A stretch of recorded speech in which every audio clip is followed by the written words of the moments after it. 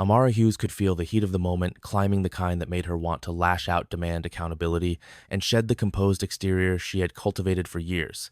But as much as she wanted to give Officer Barnes a piece of her mind, she saw the quiver in her son Jalen's lip.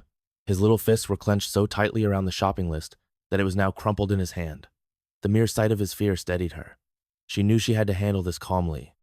"For him, officer, I understand you have a job to do," Amara said, her voice as controlled as she could manage.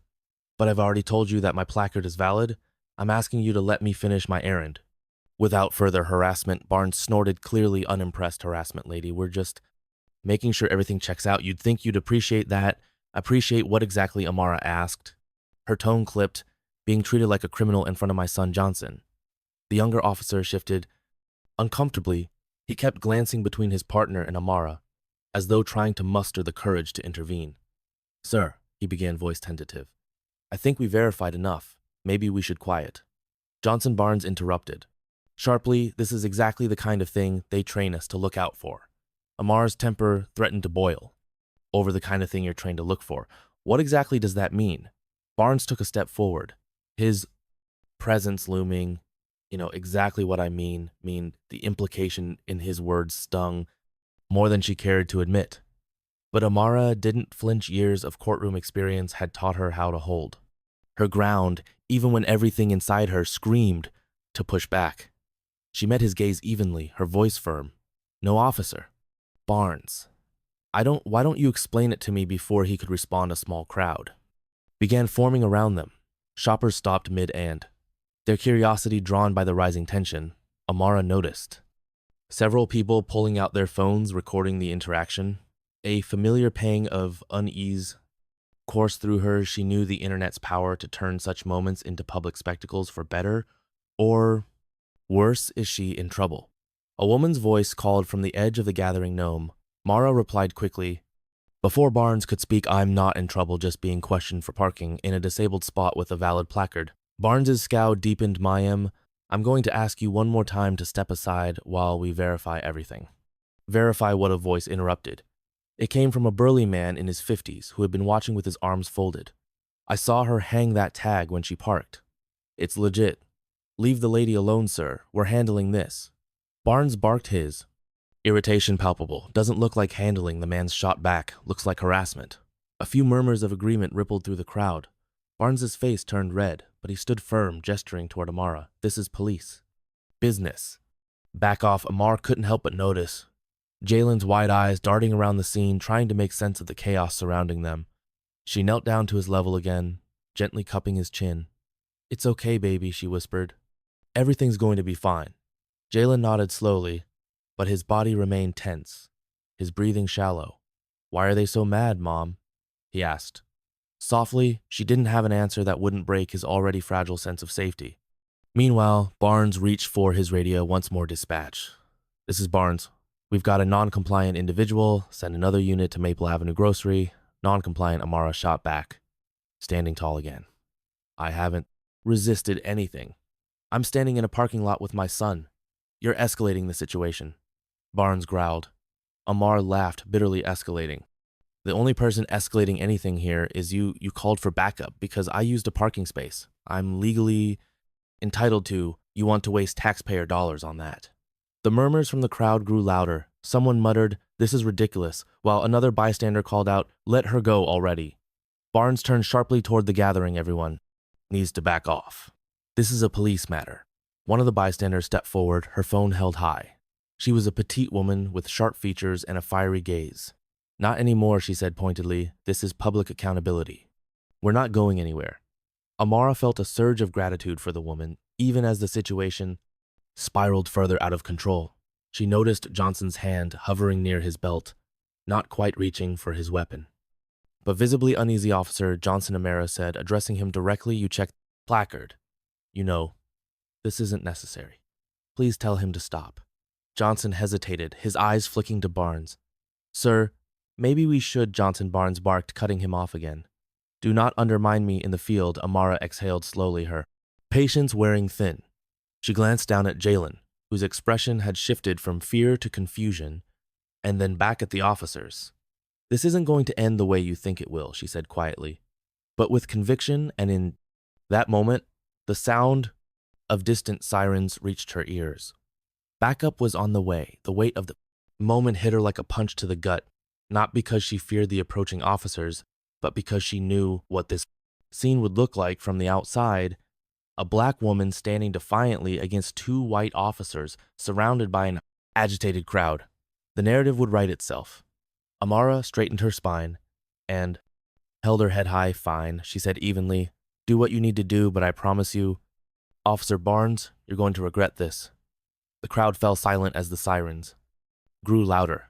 Their collective attention focused on the unfolding scene. Amara reached for Jalen's hand, squeezing it. Tightly, she wasn't sure what was coming next, but she knew one thing for certain: this moment would change.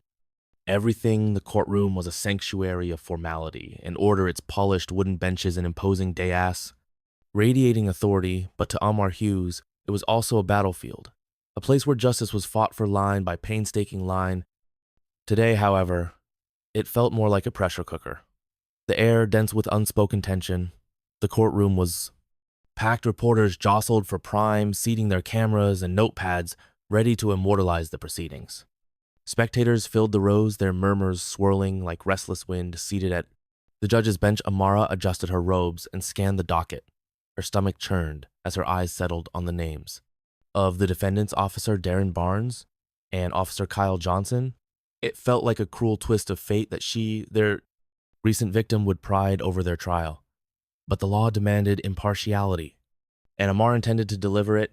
She had spent the previous night reviewing the case file, a civil lawsuit brought by a black couple against the city's police department for alleged racial profiling.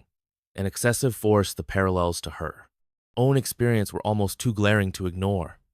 But she forced herself to focus on the facts, not her emotions. Order in the court. The BFF's voice rang out, pulling her from her thoughts. The low hum of chatter died down as everyone rose to their feet. Amara's gavel struck wood with a resolute crack. You may be seated. The room settled, and the trial began in earnest. The plaintiff's attorney, Carlo Reese, a petite woman with sharp eyes and a non-nonsense demeanor, approached the bench behind her. Sat clients Marcus and Dana Thompson, their expressions a mix of determination and apprehension. Your Honor, Reyes began. This case is about systemic bias and the abuse of power. My clients Marcus and Dana Thompson were stopped by the defendants without probable cause. What should have been a routine interaction escalated into a harrowing experience, leaving them humiliated and traumatized. Amar listened intently. Nodding for Reyes to proceed, the defense attorney Richard Baines, a tall man with a commanding presence, sat impassively. His hands clasped on the table, Reyes continued. The Thompsons were pulled over for what the officers described as suspicious behavior. My clients were returning from a church service, dressed formally and driving below the speed limit. Yet, they were treated as criminals. Officer Barnes demanded they exit their vehicle at gunpoint, search their car without consent, and made derogatory remarks about their character. The words hung in the air like a storm cloud. Amar's fingers tightened around her gavel, her mind flashing to her own encounter with Barnes. She had experienced firsthand his condescension, his unwavering belief in his own authority.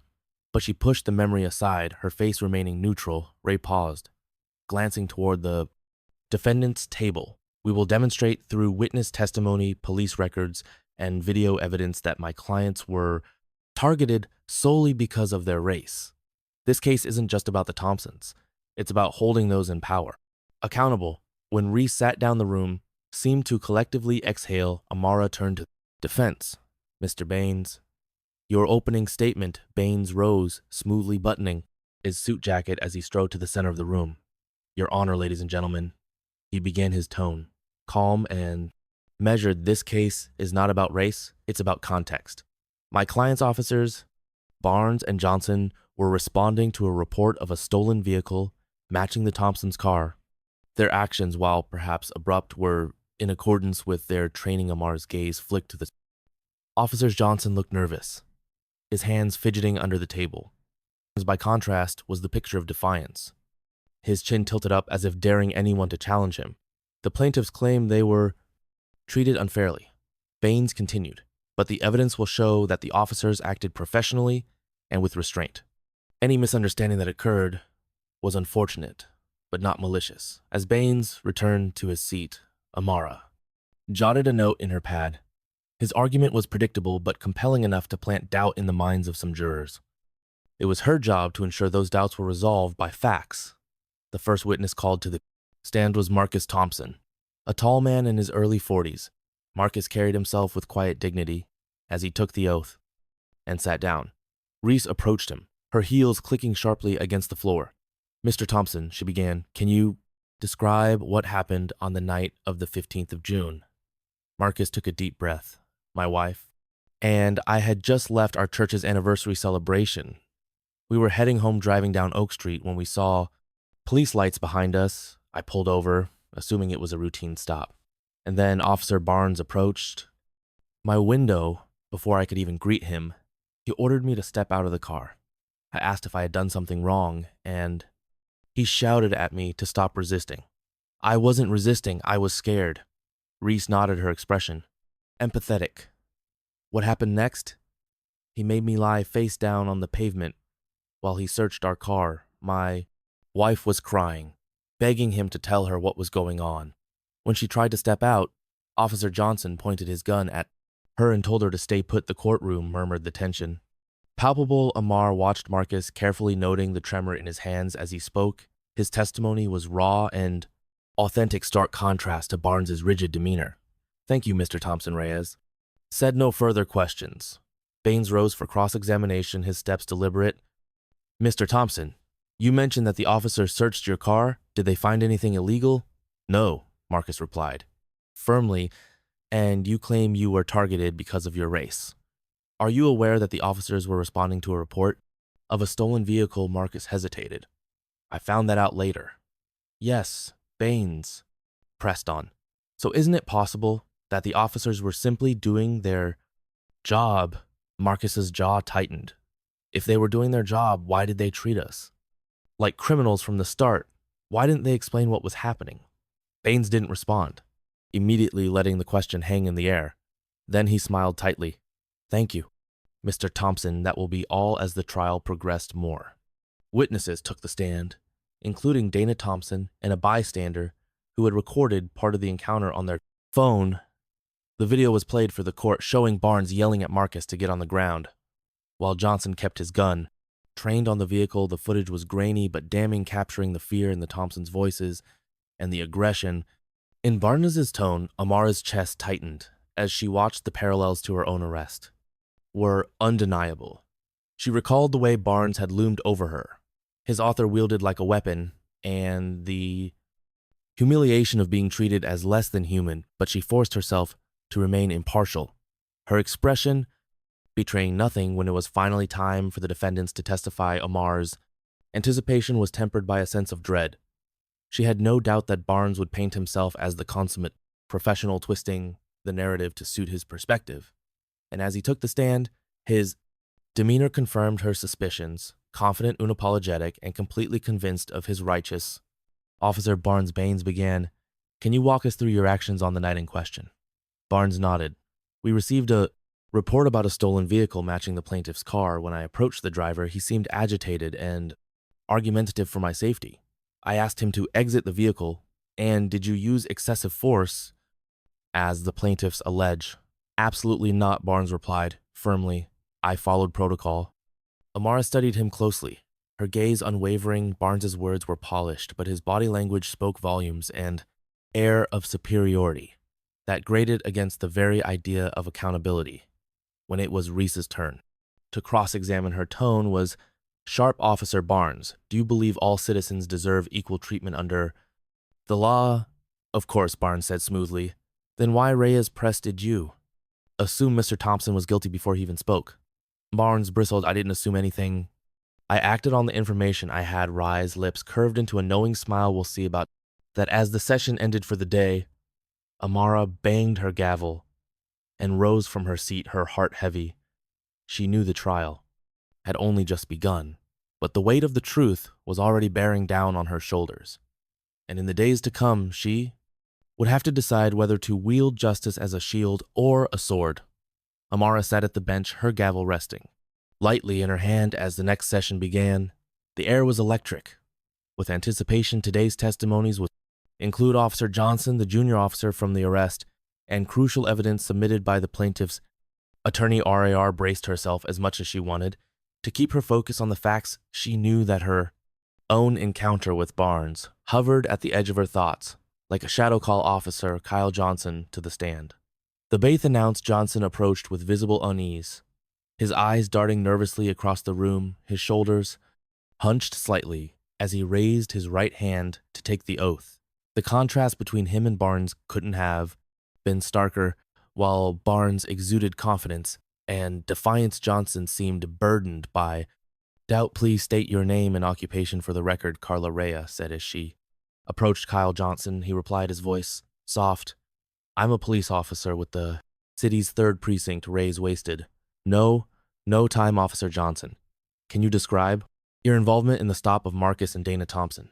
Johnson hesitated, glancing briefly at Barnes, who sat at the defense table. His expression seemed to carry a silent warning, and Johnson visibly swallowed before speaking. I was the assisting officer. I followed Officer Barnes's lead. And what did that involve? Ray asked as pressed. Johnson shifted uncomfortably. In his seat, he instructed me to cover the passenger side of the vehicle while he engaged with the driver did. You observe anything during the stop that seemed suspicious or indicated the plaintiffs were involved in criminal activity? Johnson hesitated again, his gaze dropping to the floor. No, my they were cooperative. Rice's tone hardened. So in your opinion, was there a need for Officer Barnes to escalate the situation by ordering Mr. Thompson to the ground at gunpoint? Johnson's head napped up his panic. Evident. I can't speak to his decision-making. He was the senior officer. I just did what I was told. The room buzzed with murmurs, and Amara rapped her gavel once silencing the crowd. She noted the way Johnson avoided making direct eye contact with anyone, his discomfort painting a picture of a man caught between loyalty to his partner and the truth. Ray leaned in slightly, her voice softening. Officer Johnson, I understand this may be difficult, but this court is seeking the truth. Did Officer Barnes make any statements during the stop that suggested racial bias influenced his actions? Johnson froze, his Adam's apple bobbing as he swallowed hard. The second stretched into an unbearable silence, the entire room hanging on his response. Finally, he exhaled and spoke, his voice barely above a whisper. He said something about people like them. Gasps rippled through the courtroom, and Barnes's face twisted into a scowl. Amara felt a pang of both vindication and frustration. Johnson's admission wasn't surprising, but hearing it aloud brought a clarity that couldn't be ignored. What exactly did he say? Officer Johnson Reyes pressed. He said, you've got to watch people like them. They're always up to something. Johnson's voice cracked, and his eyes darted toward Barnes, who glared back at him with barely concealed fury. Nodded solemnly. Thank you, Officer Johnson. No further questions. When Richard Baines rose to cross-examine, his stride was purposeful, his expression unreadable. Officer Johnson, he began smoothly, you mentioned that Officer Barnes instructed you to act as backup. Is it standard procedure to follow the lead of the senior officer on a call? Yes, sir, Johnson replied, his voice steadier now. And would you agree that officers often have to make split-second decisions based on their experience and instincts? Yes, but Baines cut him off. Thank you.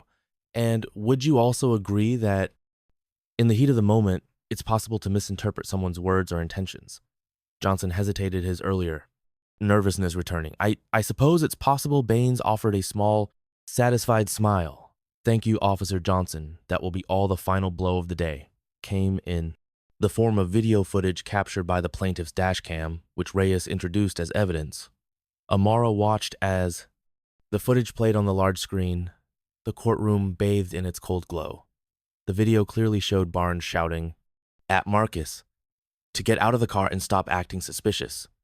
Even as Marcus calmly asked what he had done wrong, the audio was damning.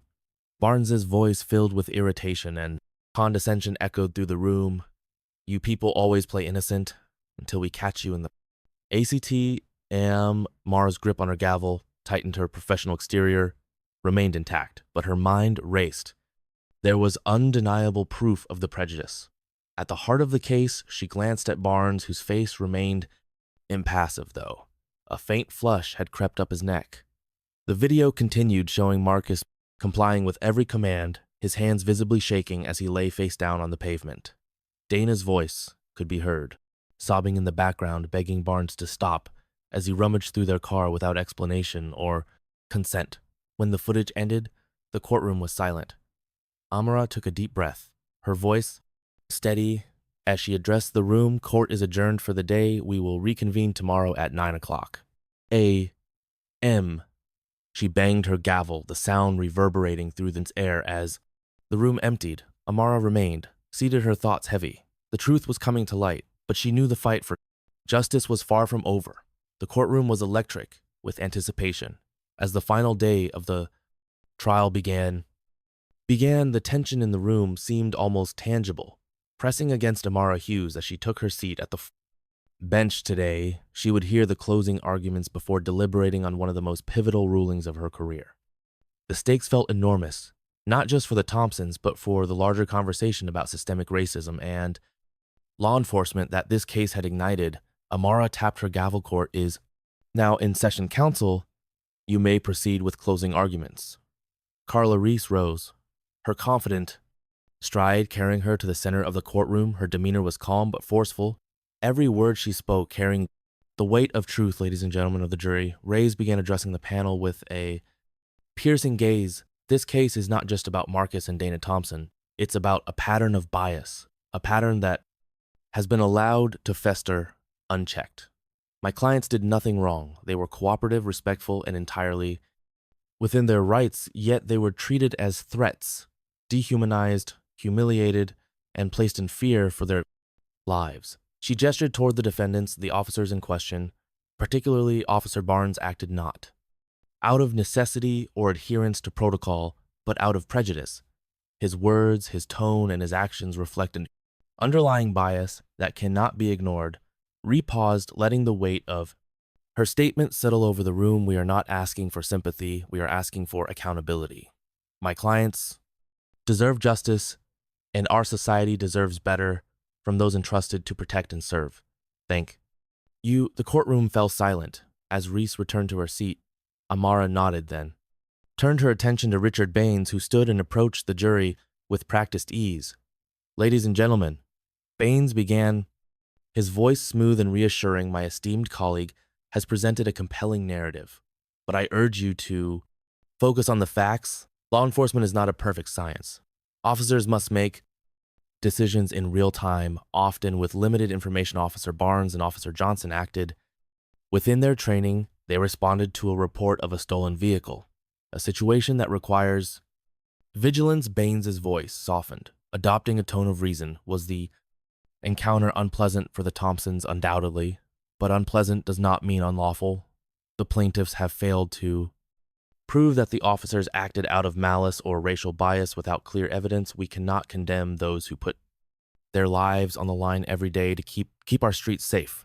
He returned to his seat with a final measured glance at the jury. Thank you. The jury was excused to deliberate, and Amara adjourned the court for the day. As the room emptied, she remained seated, her mind swimming with the complexities of the case. The legal arguments were straightforward, but the moral implications loomed far larger. Amara was no stranger to the struggles faced by people of color in a justice system that often failed them. And now she sat at the fulcrum of change, holding the scales of justice. In her hands, she retreated to her chambers, where the quiet offered a stark contrast to the charged atmosphere of the courtroom. She sank into her chair, staring at the stack of notes and evidence on her desk. For a moment, she allowed herself to feel the weight of it. All the expectations placed on her as a Black woman in a position of power, the echoes of her own encounter with Barnes, and the knowledge that her decision would ripple far beyond this single case. The knock on her door startled her. It was Regina, her clerk, holding a fresh cup of coffee. Thought you might need this, Regina said, setting the mug on the desk. Her expression softened as she studied Amara's face. Tough one. Ha, Amara nodded, wrapping her hands around the warmth of the cup. Tough doesn't begin to cover it. Regina hesitated, then leaned against the desk. Whatever you decide, Judge Hughes, it's clear you care about getting it right. That's what matters. Amara offered a faint smile. Thanks, Regina, I just hope it's enough. As the hours passed, Amara reviewed the case file one final time. She read Through Marcus and Dana's testimony, replayed the damning video footage in her mind, and considered Johnson's reluctant admission. She thought about Barnes's unrepentant demeanor, the way he seemed to embody the very attitudes that undermine public trust and law enforcement. But she also considered the broader implication SA ruling in favor of the Thompsons could set a powerful precedent, forcing accountability in a system resistant to change, yet it would also invite scrutiny, criticism, and perhaps even backlash. Amara knew she would be judged just as much as the case itself. By the time she returned to the courtroom to deliver the verdict, her decision was clear, her voice was steady. As she addressed the room, each word chosen with care, this court recognizes the immense responsibility placed on those who wear the badge, as well as the profound trust placed in them by the public. When that trust is violated, the consequences reach far beyond the individuals involved. She paused, her gaze sweeping across the courtroom.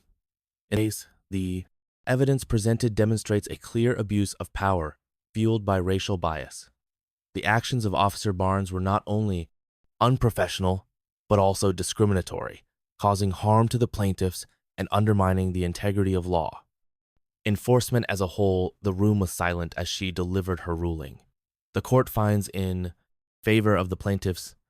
Marcus and Dana Thompson, the defendants Officer Darren Barnes and Officer Kyle Johnson, are held accountable for their actions, and the city is ordered to implement mandatory training and oversight measures to prevent future incidents of this nature.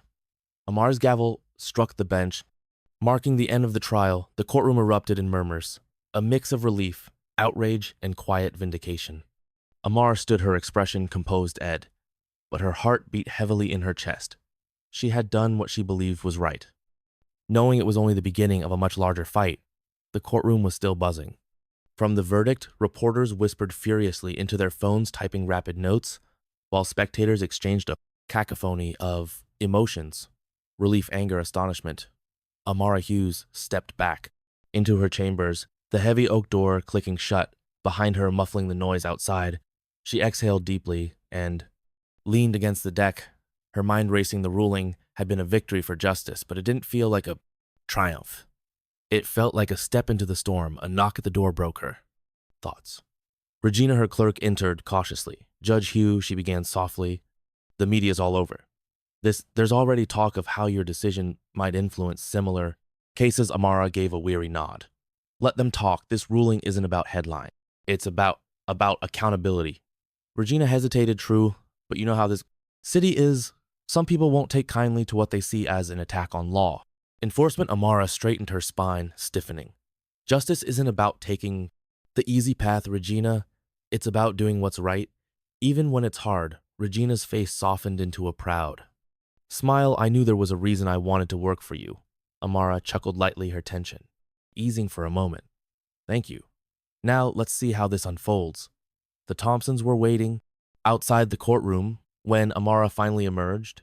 Marcus and Dana approached her cautiously, their expressions a mixture of gratitude and weariness. "Your Honor," Marcus began, his voice thick with emotion, "we can't thank you enough. You didn't just give us justice. You gave us hope." Amara off a small, sincere smile. "It's not me. You need to thank you stood up for yourselves when it mattered most. I just made sure the law heard you." Dana clasped Amar's hand, her eyes shimmering with tears. "It means everything to us. But does this really change anything? Will they listen?" Now, Amara hesitated. She wanted to reassure Dana, to promise her that things would get better, but she knew the fight for change wasn't over. "It never was. This is a start," Amara said firmly. "Single case won't fix everything, but it can set the tone. It can show people that accountability is possible." The couple nodded, their resolve hardening. "Then we'll keep fighting," Marcus said, "for people like us, for everyone." As they turned to leave, Amara felt a flicker of pride. Their determination mirrored her own, and it gave her hope that the ripples of this case might spread farther than she could imagine.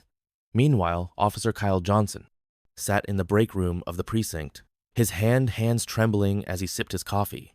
The verdict had been a blow, but not an unexpected one. He'd known it was coming. The moment he confessed Barnes's words on the stand, still the weight of it lingered, pressing down on his chest like a physical burden. Barnes stormed into the room, his face a mask of fury. Can you believe that she threw us under the bus, that woman? She shouldn't even be a judge. Johnson flinched at the venom in Barnes's voice. Darren, maybe. Maybe what Barnes snapped, slamming his hand on the table. Maybe we were wrong. Don't start that crap again. Kyle Johnson swallowed hard, his voice faltering. We were wrong. And, Barnes glared at him, his eyes narrowing. Careful, rookie, you think. You've got a career left after today. You think anyone in this precinct is going to back you after what you pulled on? That stand, Johnson met his gaze. His is fear giving way to a simmering determination. Maybe I don't deserve a career here if it means ignoring what's right. Barnes scoffed and shook his head. Storming out of the room, Johnson sat alone, staring into his coffee cup, his mind swirling with thoughts of what lay ahead. He didn't know if he could survive the fallout, but for the first time, he felt like he'd done something meaningful. Something honest. Later that evening, Amara returned home to the quiet comfort of her modest house. Jalen sat at the D-Din table. Bent over his homework, he looked up. As she entered, his face lighting up with a smile. Mom, did you win? Amara paused, her heart swelling at his innocence. It's not about winning, baby, but we did what was right. Jalen grinned. That's kind of the same thing, isn't it? She laughed softly, walking over to kiss the top of his head. Maybe it is. As she moved to the kitchen to start dinner, the television in the living room caught her attention.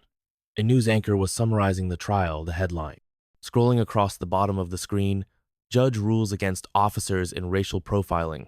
Case, tonight's ruling has sparked heated debate, the anchor said, with civil rights leaders applauding the decision as a landmark victory in police unions, decrying it as an attack on law enforcement.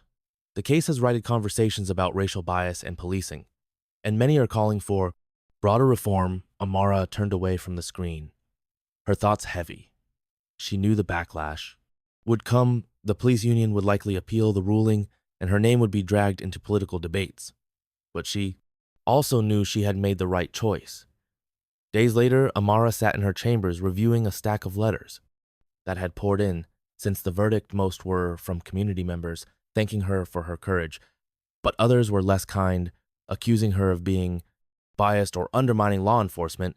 She sifted through them with a calm result, letting neither the praise nor the vitriol distract her from her purpose. One letter stood out, handwritten in any cursive. It was from Officer Kyle Johnson. Your Honor, I wanted to thank you for your fairness during the trial.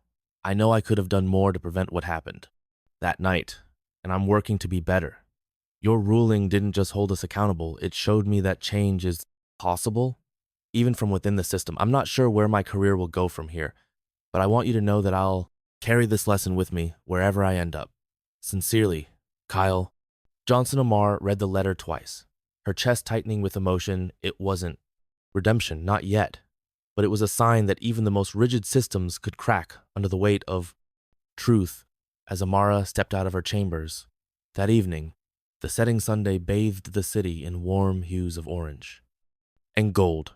The courthouse steps were quiet, but she could feel the ripple of her decision moving through the streets. Through the conversations happening in homes and communities, it wasn't the end of the fight, but it was a meaningful start. She walked down the steps, her head held high. Change was slow, and the road ahead would be difficult. But for the first time in a long time, Amara felt a deep sense of purpose. Justice had spoken, and she would ensure it continued to be heard